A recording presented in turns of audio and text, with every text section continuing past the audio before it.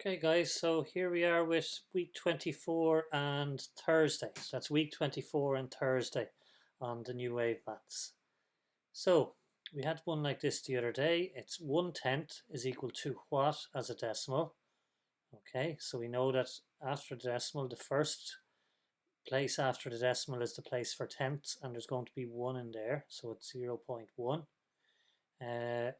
1/10, to see what it is as a percentage, what we can do is put 1 over 10, and if we just put another 0 on top and on the bottom, we see it's 10, that's the same as 10 over 100, so it's 10%. And we have to colour in 1/10 of this shape here. So there's 1, 2, 3, 4, 5, 2 rows of 5, there's 10 empty blocks, and we have to colour in 1 out of 10. So I'll let you do that there. Number 2, a washing machine costs €250 plus 20% value added tax. Okay, that's what VAT stands for, value added tax. So you don't pay $250 for it, you actually pay more once you include the tax. Now 20% is 20 out of 100, and we can divide the top and the bottom by 20 there, and we get 1 over 5. So 20% is 1/5. So we need to get 1/5 of 250 by dividing it by 5, and then add that on to the price, and that'll give you the total price. Number 3, we have to draw the axes, that's the plural of axis, the axes of symmetry on the hexagon. Now that's wherever you can draw a line on this shape, where if you fold it over, all the corners and lines and edges will match up. So on a hexagon, there's a lot of them. So you can go down, if you take the midpoint of this line and the midpoint of this line and go down through those, you could fold it over that way. And the same here, and the same here. But that's not all, because on a hexagon, you can also go from opposite corners. So that would be another one. And so would this here. And so would this one here.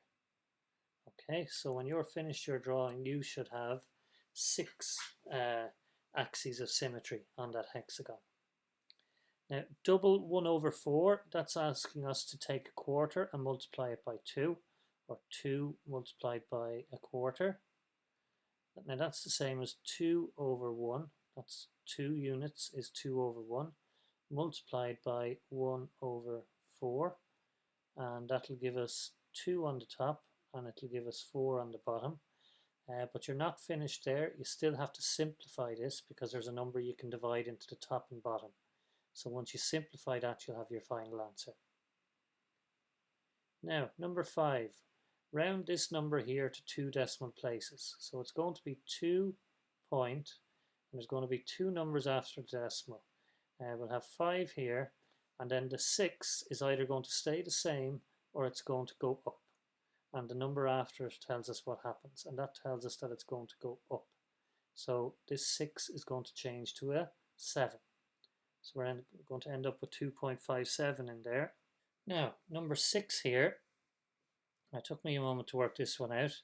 So if we kind of just draw a line here just to separate the top and the bottom, we have 132 divided by 6 is equal to 132 divided by 6 is equal to 132 divided by 6.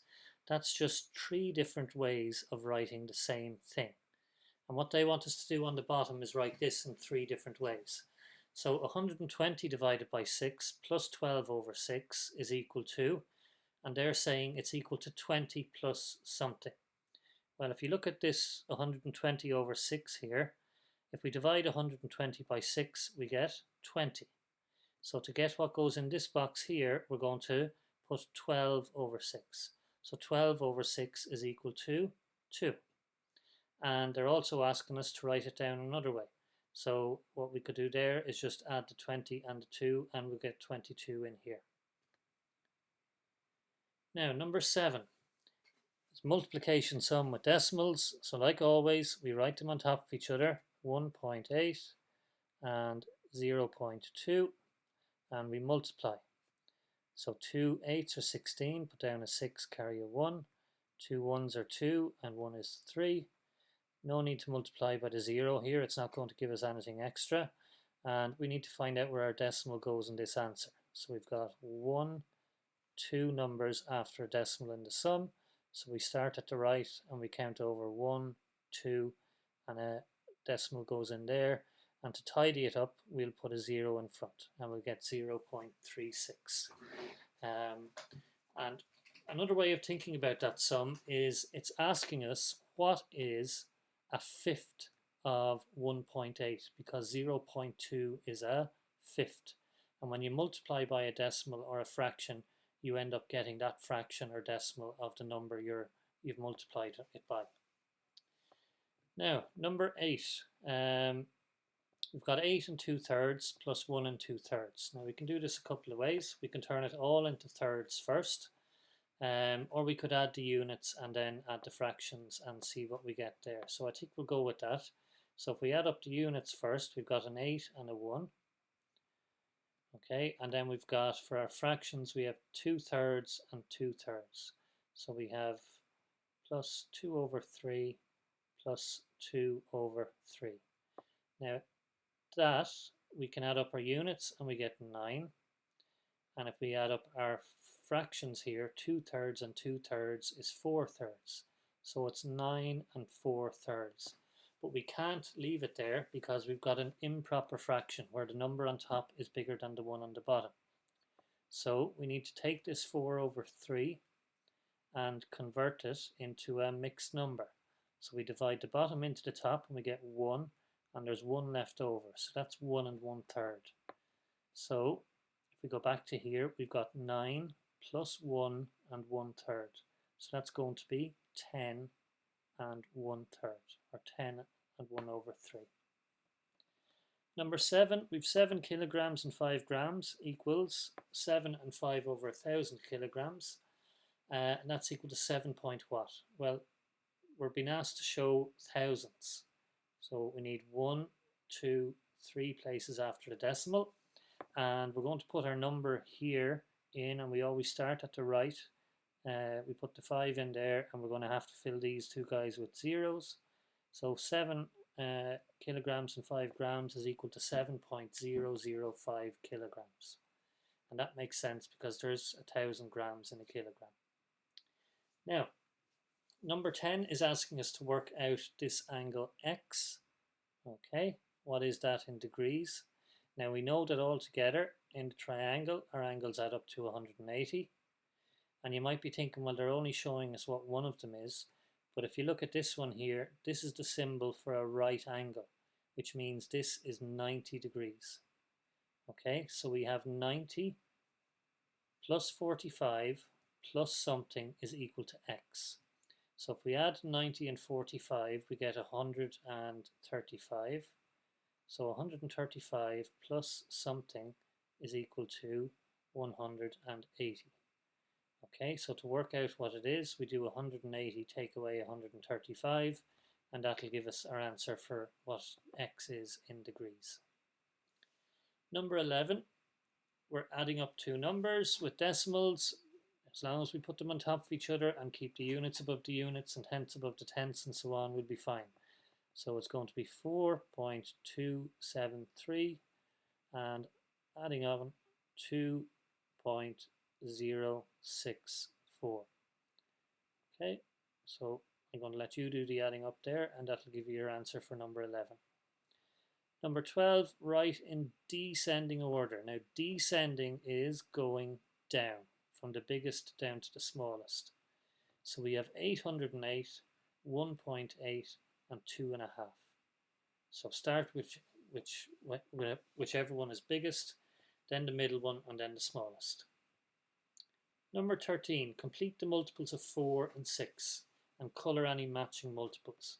So the multiples of 4 are going to be in this row here. So 4, 8, 12, 16, 20, 24, 28, 32, 36, 40, 44, 48. So I've done the first row for you. I want you to put in the multiples of 6 in the second row. So they're going to go 6, 12, 18, and keep counting in sixes. And then the last thing you have to do is colour any matching multiples. So a matching one on the top and the bottom, the first matching one is 12. And then once you've done all of your multiples of 6 in here, you're probably going to find some more matching multiples. Now, number 14, round this guy to 3 decimal places. Now, we haven't been asked to do it to 3 decimal places before, but all that means is our answer is going to have 3 decimals after the decimal point. So, it's going to be 24.07, and it's only the last one could change, the 8, and whether it changes or not, we look at the one that comes after it.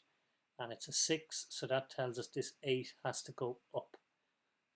So I'm going to let you finish off the last digit in there. Number 15, we had a question like this yesterday. I think it was about a trapezium. So the angles in a parallelogram, so a parallelogram has 2 pairs of parallel sides. Now, it's a 4-sided shape. And we know that in all 4-sided shapes, if we add up the degrees on the inside, we get 360. So it has to be 360. Number 16, 1 take away 0.009. So we'll write them on top. 1 on top, underneath, we're taking away, there's a 0 in the units place, and then 0.009. So for the number on top, I'm going to put in a decimal and just fill it out with zeros. And now I can do my subtraction. I need to borrow and pay back a couple of times here. And that'll give me the answer for number 16. Number 17, write the decimal 3.24. So just write 3.24 in here.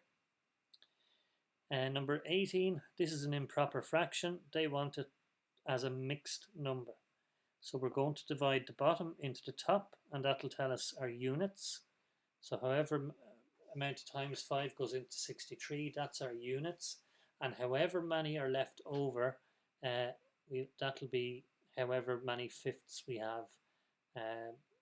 So it'll be a number of units and a number of fifths. Divide the bottom into the top for your units, and your remainder tells you how many fifths there are.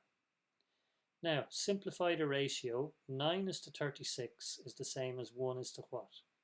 Well, to turn a 9 into a 1, we divide it by 9, and we get 1. So we need to take this 36 and divide it by 9, and we would get 4. So 9 is to 36 is the same as 1 is to 4. And lastly, 1/8 of a litre. Now, in a litre, there are 1,000 millilitres. So we need to take 1,000 and we need to divide it by 8, and that will tell us how many millilitres there are in 1/8 of a litre. And that's Thursdays.